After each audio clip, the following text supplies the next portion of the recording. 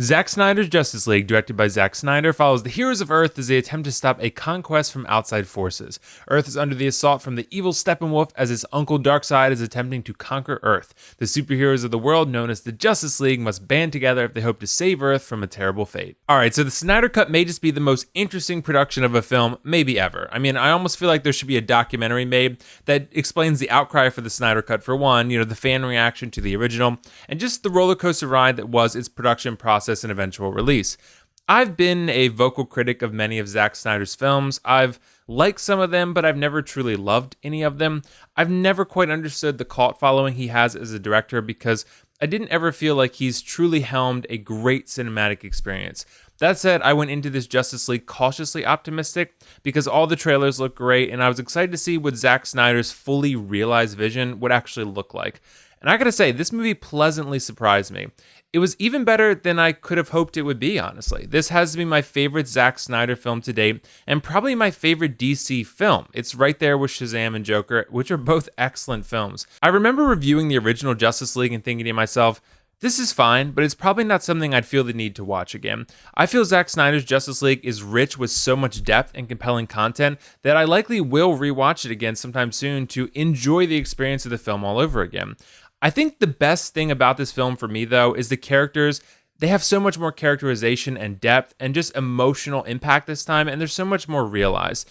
Each member of the Justice League has a significant amount of time devoted to their development. This allowed me to connect personally with each character, significantly more so than I was in the initial release of the film. Whereas that cut of the film is very superficial in the development of the characters, possibly due to the desire to keep the film to a realistic theatrical runtime, the Snyder Cut isn't operating under those same restrictions.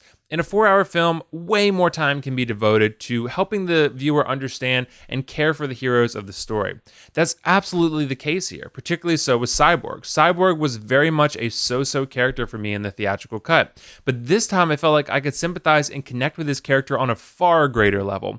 His tragic history is expanded upon. He's a more useful character to the Justice League and just to the overall story being told. This goes for virtually every other character as well. Batman is way more influential and badass this time. I was never a huge fan of Batfleck, but I became one when watching the Snyder Cut, to be honest. You got to see more of Batman's gadgets in this film if you haven't already. It's awesome. And he's generally just way more useful in a fight this time around. Every character has a stronger identity, more emotional depth, and is generally being more valuable to the story being told this time around. Steppenwolf is another example. He's also infinitely better of a villain this time around. He looks cooler, he has stronger motivations for his plans, and he feels like he's serving a greater purpose. Even his voice is better. I really was sort of lukewarm on him the first go around, but this time I really loved his presence. And without going into spoilers, Darkseid is in this film, if you haven't seen that already, and you absolutely feel his presence as well. Darkseid doesn't feel like he necessarily overshadows Steppenwolf though. This is similar to a Thanos Loki type situation where the big head honcho sends a general of sorts to Earth to conquer it. That's very similar to what's going on here, but Darkseid actually makes more appearances throughout the film because it is a 4-hour runtime and they have the luxury to do that. I'm actually sad though because it feels like the film teases something that we'll never actually get. We'll see if eventual sequels, end up being made, but I'm just going to throw it out there that they really should if they're going to be like this. This film was an excellent fresh start for Justice League and honestly should be continued. It's also amazing just how improved the battle sequences are. There's several really good fight scenes that are just light years better than the theatrical release. This is also something I didn't expect because the pacing of the battles, the way they're choreographed, the urgency of them, it all works at a way higher level than I ever thought it would. Zack Snyder has never really struggled with visual spectacle, but these fights are the best I've seen from him, period.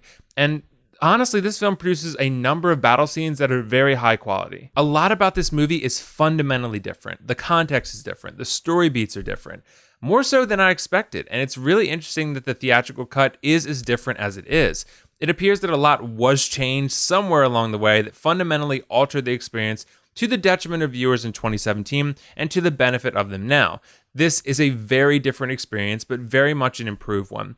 Another aspect that is noticeable in regards to this is the comedy, and of course, honestly, the music too. Both are much better than they originally were. The comedy doesn't feel overly silly this time, and the film has enough of it that it doesn't feel overly dark, so it's well balanced. This is a great middle ground that's, struck a good balance of levity to the film that's very serious for the most part. The music also is way better this time around. It feels more cinematic, it feels more epic, and it totally works most of the time. There are definitely a few odd music choices here and there. There's way too much slow motion that can make certain scenes feel like they belong in a music video, more so than they do in a film. And generally speaking, there's just a lot of slow motion during the battle sequences, and some of it feels unnecessary. That said, the film also doesn't always pull off its lofty superhero feats gracefully. Some of the CGI looks a bit off and uncanny in certain spots. The one that comes to mind the most to me is Wonder Woman during the bank scene in the beginning. That scene just looks weird and very CGI heavy. It doesn't look like it's actually happening. The aspect ratio is something I can totally get behind. It takes you about 20 minutes to get into that, and it's fine. But the rest of it, I had a little bit of an issue with. But there's small criticisms. That said, like I said, these are minor criticisms that didn't significantly cap my enjoyment of this film. It's not perfect, but it's really, really good. And it's the Justice League film we deserved. It's the one we should have gotten the first time around, but it's better late than never. I'm happy this film was made at all.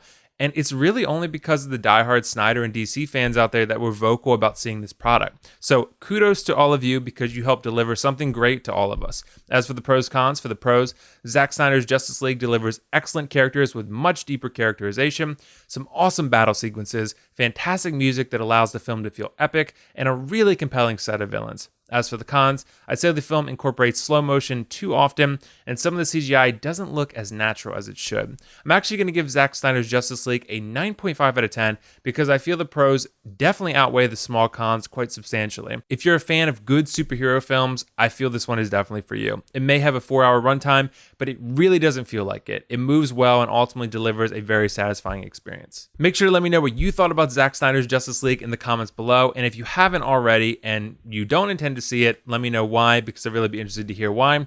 I really was cautiously optimistic, but I'm super happy this film turned out as well as it did. I'm likely to be picking up some collectibles from this film, just got to figure out what and which characters, but let me know in the comments what you guys think I should be taking a look at. That's all for now though. This is WillFoxification signing off, and I will see you in the next review.